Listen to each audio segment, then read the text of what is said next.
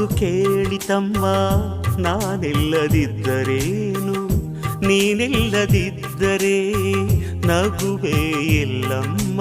ಹೂವೇ ಇಲ್ಲದ ಲೋಕ ನಮಗೆ ಕಮ್ಮ, ನಗುವೇ ಇಲ್ಲದ ಲೋಕ ನಮಗೆ ಕಮ್ಮ. ಈ ಲೋಕದ ಶೃಂಗಾರವೇ ನೀನೇ ಹೂವಮ್ಮ, ಈ ಲೋಕಕ್ಕೆ ವೈಯಾರವೇ ನೀನೇ ಹೂವಮ್ಮ. ಈ ಕವನ ಕೇಳಿ ಆ ಚಂದ್ರ ಕರಗಿದನು,